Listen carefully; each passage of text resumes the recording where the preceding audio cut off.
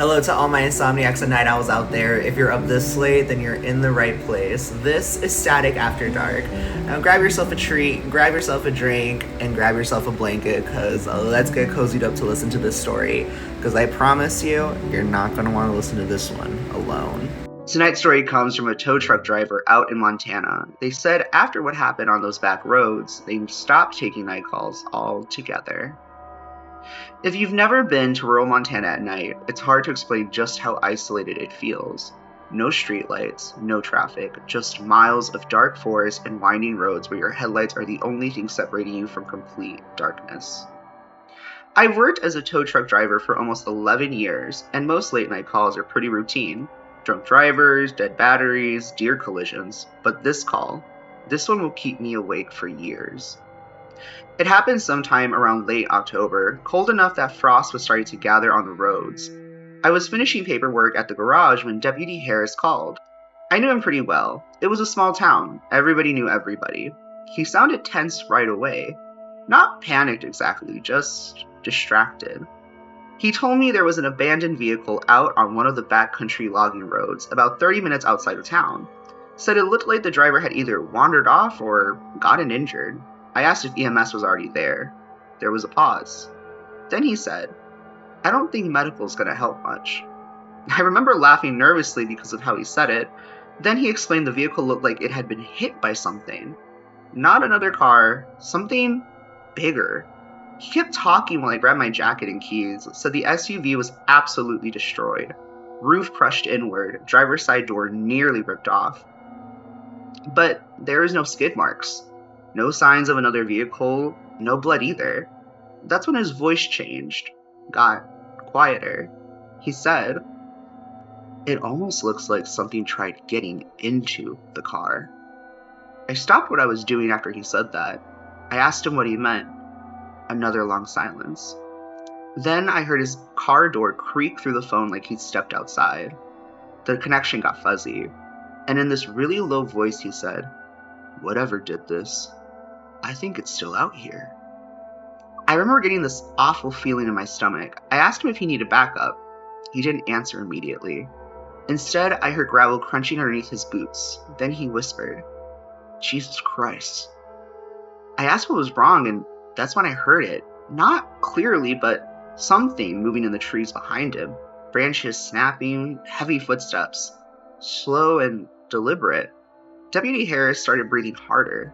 Then he said, "Oh my God. What is that?" I'll never forget the fear in his voice.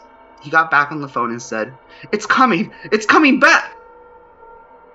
The call dropped. Just dead silence. I tried calling him back 3 times. Nothing. At that point, I should have called someone else and stayed put, but when you work around cops and emergency crews long enough, you get used to assuming there's always a reasonable explanation. So I drove out there. The deeper I got into the woods, the worse the fog became. My headlights barely reached past the trees. And there was nobody else on the road. No cars, no houses, nothing. Eventually, I saw flashing lights ahead. Deputy Harris's cruiser was parked crooked near the shoulder. Driver's side door hanging wide open. Engine still running. But no deputy. I pulled up behind him and immediately saw the SUV. Even in the dark, it looked wrong. The entire front end had been caved inward like it had wrapped around a telephone pole. Except there was no pole. The windshield was shattered outward. Deep dents covered the side of the vehicle. Not impact dents, more like huge strikes. Like somebody had taken a sledgehammer to the metal. I grabbed my flashlight and stepped out of the tow truck. The whole forest was silent. No wind, no insects, nothing. I called out for Deputy Harris. No answer. Then my flashlight landed on the ground beside the cruiser. There were drag marks, fresh ones. Long trails carved through the dirt leading off the road and into the trees. And mixed into the mud beside them were footprints. At first, I thought they were bear tracks, but they were too long, too narrow, and whatever made them walked on 2 legs. That's when I heard something move deeper in the forest. A heavy crunch. Then another. like something large shifting its weight between the trees. I froze. And somewhere out in the dark, I heard this low sound. Not quite a growl, not human either. Almost like breathing through wet lungs. Then came another noise. A metallic crunch. I slowly turned my flashlight toward the wrecked SUV. The passenger side door was moving, not opening, bending. Something inside the darkness of the vehicle was pressing against it from within, slowly. The metal groaned outward with this horrible screeching sound, and I realized whatever destroyed the SUV was still there. I ran. I don't mind admitting that.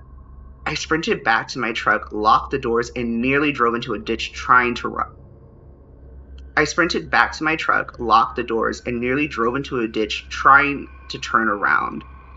As I sped back toward town, I looked in my side mirror once, just once, and I swear, I saw something tall standing at the edge of the trees beside Deputy Harris's cruiser, watching my truck disappear down the road. I went straight to the sheriff's office. 3 deputies went back out there at sunrise with state troopers. Deputy Harris was never found. Neither was the driver of the SUV.